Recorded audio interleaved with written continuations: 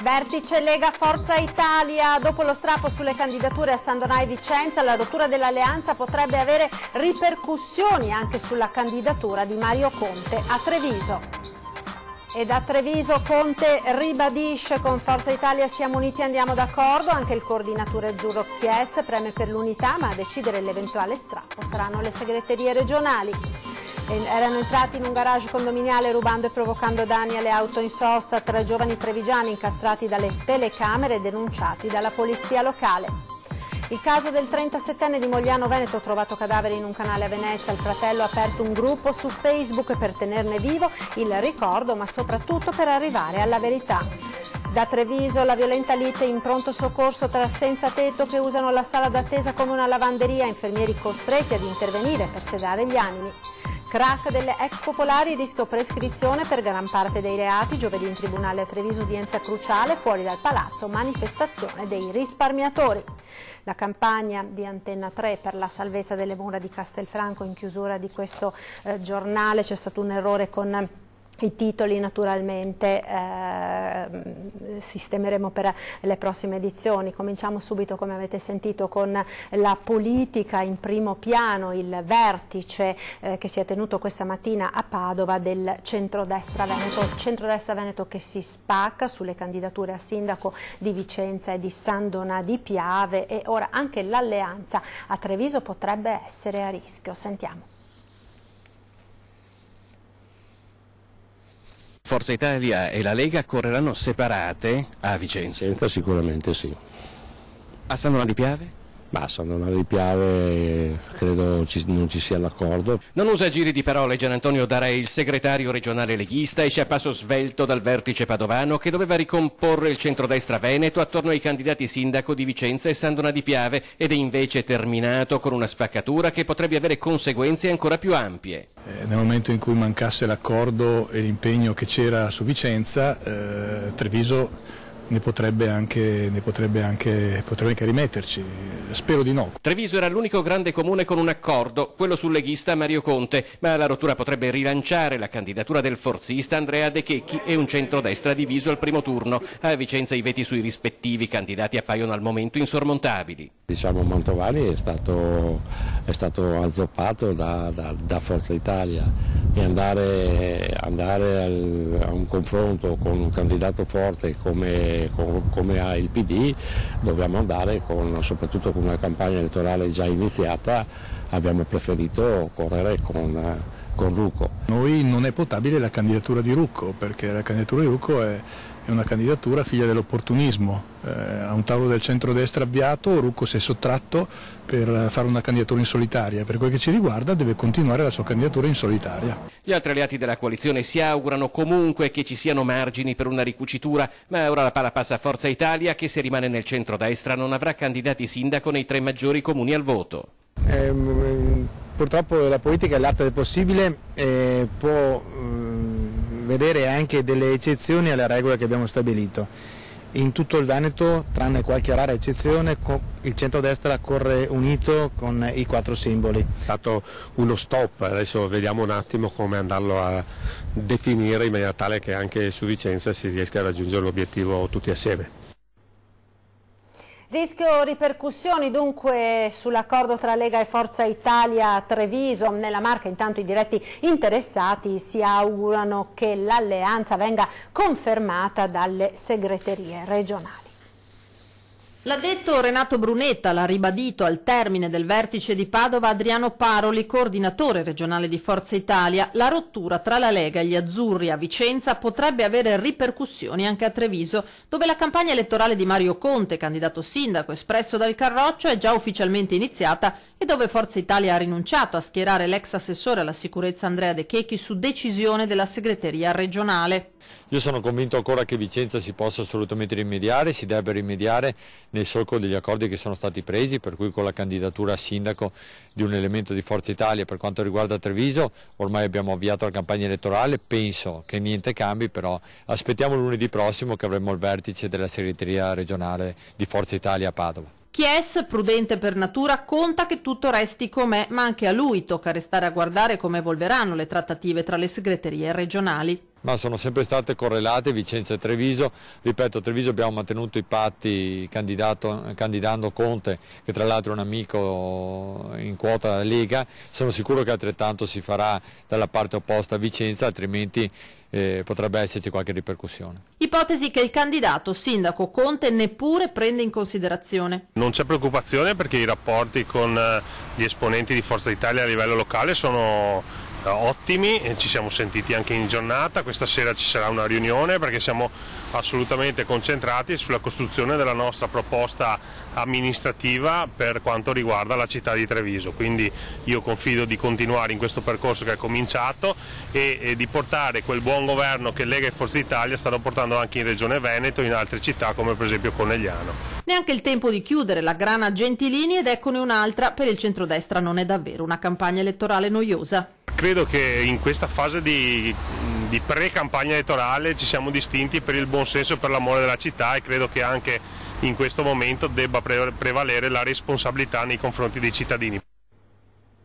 3 giovanissimi sono stati denunciati dalla polizia locale, siamo ora alla pagina della cronaca, denunciati per aver commesso furti e atti di vandalismo ai danni di alcune auto parcheggiate in un garage condominiale, i 3 incastrati dalle telecamere di videosorveglianza. Erano entrati in azione una notte di dicembre, una ragazza e un ragazzo, entrambi ventenni, e con loro un minorenne originario del Bangladesh residente a Treviso. Nel loro mirino le auto parcheggiate in un'autorimessa sotterranea di un condominio di viale Nino Bixio, in pieno centro. Una volta entrati nel garage, dopo aver rotto i vetri dei veicoli, avevano portato via alcuni telefoni cellulari, ma non contenti, prima di allontanarsi avevano compiuto atti vandalici utilizzando un taglierino. I 3 poi, coprendosi il volto con cappellini e cappucci, se n'erano andati, pensando forse di averla fatta franca. Ma in realtà i loro movimenti erano stati catturati dalle telecamere di videosorveglianza della zona. Immagini analizzate dagli agenti della polizia giudiziaria ad attirare la loro attenzione soprattutto la struttura fisica e le movenze della ragazza. Analizzando questi frammenti di immagine siamo riusciti ad individuare la ragazza era già nota, frequentava i giardini del centro ed era conosciuta da noi in quanto assumeva sostanze stupefacenti. Una volta individuata e rintracciata, la giovane è stata condotta in comando. Dopo un breve interrogatorio la stessa ha confessato e ha dichiarato, ci ha detto i nominativi degli altri 2 ragazzi. I 3 sono stati denunciati per furto aggravato, violazione di domicilio e danneggiamento. Lite tra clochard del pronto soccorso dell'ospedale Cafoncello di Treviso, i sindacati dei lavoratori sanitari, situazione inaccettabile, serve un presidio 24 ore su 24. Sentiamo. Inaccettabile, non è la prima volta che avvengono situazioni di questo tipo, che non vi sia un posto di polizia permanente 24 ore su 24. All'indomani dell'ennesimo episodio di violenza al pronto soccorso dell'ospedale di Treviso esplode la rabbia dei sindacati. I lavoratori sono esasperati da una situazione che sta mettendo a rischio la serenità di un lavoro tanto difficile quanto delicato quale quello dell'assistenza d'urgenza ai malati. L'altra notte a scatenare il putiferio sono stati 2 senza dimora che si sono azzuffati perché entrambi volevano stendere ad asciugare su un termosifone gli abiti che avevano lavato nei bagni. Una lite furibonda che ha richiesto l'intervento della polizia intervenuta a sedare gli animi. Accade al Cafoncello di Treviso. In ospedale trovano riparo molti senza tetto, italiani e stranieri, che trascorrono delle ore in sala d'aspetto anche solo per ricaricare il telefono, usare il bagno, scaldarsi o appunto asciugare la biancheria. La direzione dell'ospedale intende fronteggiare il problema rafforzando la collaborazione con i carabinieri in congedo per sorvegliare la sala d'attesa. Quello che è importante è il rapporto che abbiamo con i carabinieri in congedo in tutte le sedi ospedaliere. Andremo magari a aumentare l'orario perché il carabiniere in congedo è una figura istituzionale che può chiamare poi i colleghi e allontanare queste persone ovviamente dai pronti soccorsi, perché non sono luoghi dove si può stazionare perché c'è gente che sta male. Ma i sindacati chiedono di più. La buona volontà l'abbiamo vista anche laddove si è ricorso a convenzioni con personale in pensione, ma è territorio dello Stato e, insisto, non è zona franca, quindi va attuato un intervento risolutivo, va messo a riparo cittadini e lavoratori, va messo un presidio di polizia 24 ore su 24. Torniamo ora sul caso del 37enne di Mogliano trovato cadavere in un canale a Venezia. Il fratello ha aperto un gruppo su Facebook per tenerne vivo il ricordo, ma soprattutto per arrivare alla verità. Il mistero continua, il dolore aumenta, ancora non sappiamo come tu sia morto e se qualcuno abbia a che fare con la tua morte, ma stiamo facendo tutto il possibile per arrivare alla verità, capire perché il tuo cadavere sia stato ripescato in un canale di Venezia, Rio San Girolamo, l'11 aprile. Comincia così il post con cui Ennio Carta, fratello di Stefano, il 37enne di Mogliano, ritrovato senza vita una settimana fa, dedica un gruppo aperto su Facebook al tragico caso, intitolato Ricordando Stefano Carta, in cui si chiede a chiunque sappia qualcosa di utile a chiarire le circostanze della morte dell'uomo di farsi avanti, di fornire anche piccoli, apparentemente insignificanti dettagli. È importante che ognuno che legga queste righe le condivida sul proprio profilo, le faccia conoscere, perché più siamo e più riusciremo a raccogliere informazioni utili a ristabilire la verità e la giustizia, scrive. Il timore di Ennio è che la tragica fine del fratello rimanga uno dei tanti misteri italiani. Molta verità riguardante questo tragico evento è ancora da scoprire, prosegue. Sul caso stanno indagando Procura della Repubblica e Polizia, il corpo non presentava segni di violenza e l'ipotesi più probabile resta quella del malore o dell'incidente avvenuto la notte prima del ritrovamento. Ma ad oggi non è ancora stato rilasciato il nulla osta ai funerali. La salma rimane a disposizione dell'autorità giudiziaria per eventuali ulteriori accertamenti. Crack delle ex Popolari Venete, giovedì in tribunale a Treviso, udienza cruciale e fuori dal palazzo ci sarà la manifestazione dei risparmiatori. Crack delle Popolari, udienza chiave giovedì sul fronte Veneto Banca. Il Tribunale di Treviso dovrà esprimersi sulla richiesta della Procura di dichiarare lo stato di insolvenza dell'ex Popolare e i risparmiatori del coordinamento Don Torta protesteranno in massa fuori dal Palazzo di Via Verdi a supporto di questa decisione. Il rischio, in caso contrario, è che la gran parte dei reati vada prescritta. Lo stato di insolvenza permetterà un'indagine approfondita su ciò che è accaduto alle banche anche successivamente al 2015, periodo del tutto non sondato, non valutato, non indagato, e vi sarà anche la possibilità da parte della magistratura di contestare i reati fallimentari che hanno tempi di prescrizione decisamente più lunghi di quelli sino ad ora contestati. Risparmiatori truffati che vogliono riaffermare noi ci siamo ancora. È una protesta per far sentire la voce di un popolo che ancora sta soffrendo e sta soffrendo ingiustamente, e anche una protesta per far comprendere alla politica che noi non ci accontentiamo di provvedimenti come quello del fondo di ristoro che creano ulteriori problemi invece che risolverli. Il fronte giudiziario da una parte, quello politico dall'altra, con una campagna elettorale ricca di promesse e un governo ancora da formare, ma a cui si chiederà di mantenere gli impegni presi. Noi ci aspettiamo dal nuovo governo che volti pagina rispetto al servilismo filofinanziario del vecchio governo Renzi e Berlusconi e che prenda dei provvedimenti seri per il risarcimento dei risparmiatori, ma anche per impedire che le speculazioni vadano avanti, perché c'è un concreto rischio che la gestione degli NPL lasciato in mano alla speculazione diventi il detonatore di una grande speculazione sull'immobiliare, sulla casa, che è la fonte di risparmio primaria per i veneti e per gli italiani. Ancora una notizia di cronaca: i carabinieri di Sacile hanno denunciato per guida sotto l'influenza di sostanze alcoliche e di stupefacenti un 38enne di Breda, di Piave, meccanico con precedenti specifici. Lo scorso 30 marzo l'uomo, invece di fermarsi ad un posto di blocco dei militari, era fuggito a fari spenti. Era così iniziato un inseguimento con i carabinieri che alla fine erano riusciti a raggiungere il 38enne trovato sprovvisto della patente che gli era stata revocata dalla prefettura di Treviso. Sottoposto all'alcol test, l'uomo risultava in stato di ebbrezza e sotto l'influenza di stupefacenti. I militari hanno inoltre recuperato anche una dose di cocaina. Andiamo ora a Pederobba, dove è stato siglato questa mattina il protocollo d'intesa che dà il via all'indagine epidemiologica sulla salute dei cittadini residenti ed esposti alle emissioni del locale cementificio. Il mio obiettivo, il nostro obiettivo è solamente quello di chiarire la situazione e cercare la verità. Un'indagine richiesta a gran voce dai residenti allarmati per le ricadute sulla salute delle emissioni prodotte dal cementificio. A Pederoba è stato siglato il protocollo d'intesa che dà il via all'indagine epidemiologica attraverso la quale verranno monitorate qualità dell'aria e salute della popolazione. All'indagine collaborano l'ARPAV, l'ULSS 2 della Marca e l'Università di Brescia. L'Agenzia per l'Ambiente, attraverso 53 punti di misurazione, proseguirà il monitoraggio dell'aria. Continueremo un'attività che per gli anni che abbiamo svolto, per gli 8 anni di monitoraggi che abbiamo svolto fino adesso, sarà quella di base per le valutazioni epidemiologiche che verranno svolte. Lo studio epidemiologico vero e proprio prevede la ricostruzione di tutti i dati relativi alla residenza e alla salute dei cittadini delle aree più o meno esposte alle ricadute delle emissioni del cementificio negli ultimi 10 anni, analizzando le cause di mortalità, l'incidenza dei tumori, la frequenza dei ricoveri.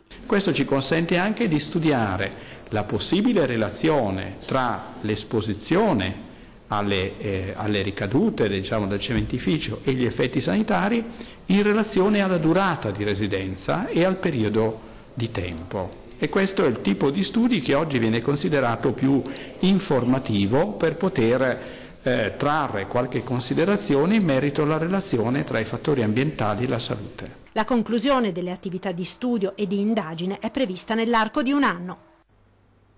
Ci fermiamo ora per la pubblicità, linea alla regia, restate con noi, ci rivediamo tra pochissimo.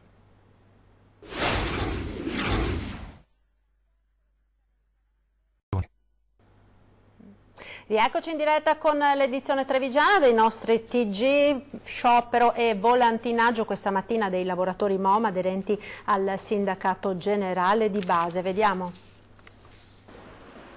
Sciopero di 24 ore dei dipendenti MOM aderenti all'SGB, sindacato generale di base, che hanno organizzato un presidio in piazza Duca d'Aosta. Ai cittadini sono stati consegnati volantini nei quali si spiegavano i motivi dell'agitazione. Lavoratori preoccupati per il futuro dell'azienda. Questa azienda è sempre stata il fiore all'occhiello della provincia e non esistevano i subaffidamenti. Il nodo della protesta sta proprio sui subaffidamenti dei servizi. Dare ai privati il trasporto pubblico locale. E questo cosa comporta? Prima di tutto comporta una precarietà perché i lavoratori dei privati sicuramente non hanno le garanzie dei lavoratori pubblici. Servizio garantito nelle fasce orarie di pendolari e studenti. E al momento quali sono i mezzi in circolazione? Al momento in circolazione, da quello che abbiamo assistito questa mattina, abbiamo visto solo i mezzi che sono oggi subaffidati ai privati. Per il resto c'è quasi un'adesione totale del servizio urbano. L'azienda dalla sua fa sapere che l'adesione allo sciopero è stata del 21,65% e che è stato garantito l'80% dei servizi. In una nota MOM ricorda gli sforzi fatti finora per garantire le migliori performance che passano anche attraverso il sistema tariffario unico e il riordino delle quasi 5.000 paline di fermata. Per quanto riguarda l'affidamento a privati di alcuni servizi, l'azienda spiega che questo a Treviso raggiunge il 4%. Il senso di responsabilità, continua la nota, ci spinge a dare il giusto peso a certi attacchi e a guardare serenamente alla realtà. MOM è oggi un'azienda solida, con ottimi risultati di bilancio, la soddisfazione dei clienti è in continua crescita e i lavoratori sono al centro delle politiche aziendali. Ed ora la campagna della nostra emittente per la salvezza delle mura di Castelfranco, mentre prosegue la raccolta di fondi di questo gioiello della città, parla una testimonial che conosce bene il significato della parola rinascita.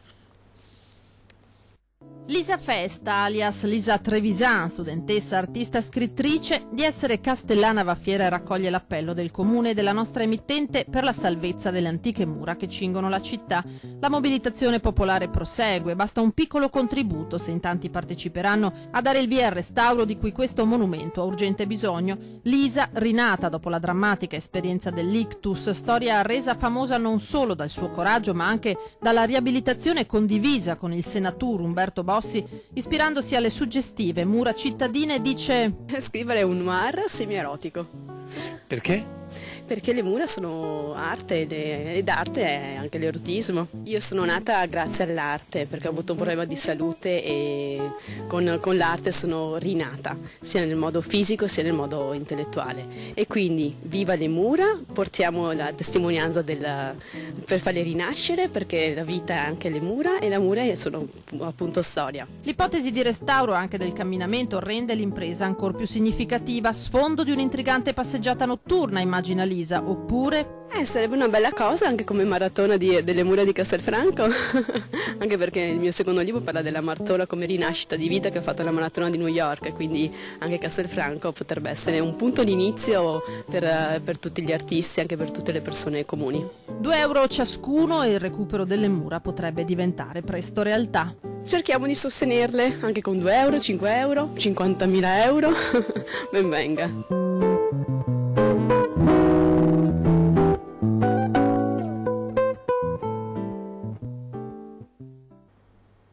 Continua dunque la campagna di Antenna 3 per sostenere i lavori di restauro delle storiche mura di Castelfranco. Vedete in sovraimpressione quelli che sono i numeri dell'IBAN se volete effettuare delle donazioni con la causale Salviamo le mura di Castelfranco. È sufficiente anche un piccolo contributo per aiutare a salvare questo bene storico così importante.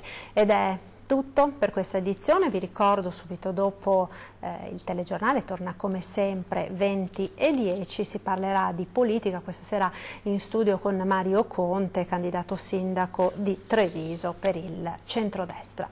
È quindi tutto, ci salutiamo come ogni sera dando uno sguardo alle previsioni con il nostro meteo. Arrivederci.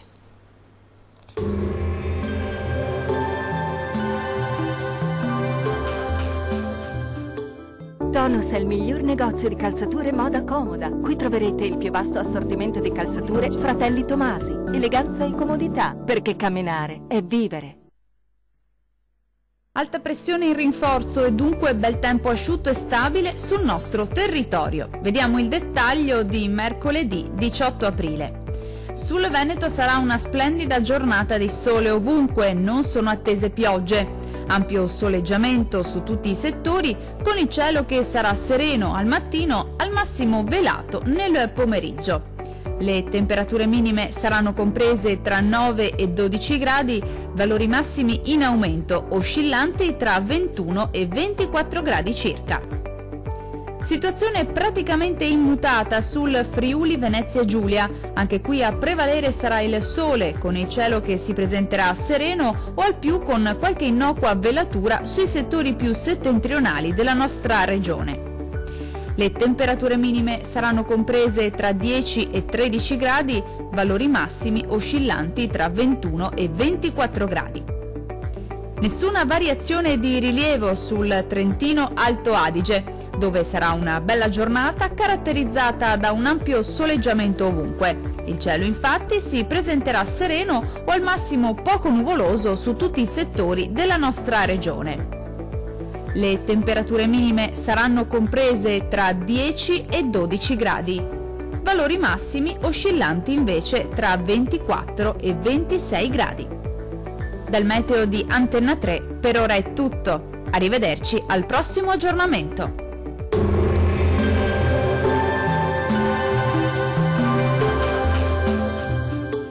Tonus è il miglior negozio di calzature moda comoda. Qui troverete il più vasto assortimento di calzature Fratelli Tomasi. Eleganza e comodità, perché camminare è vivere.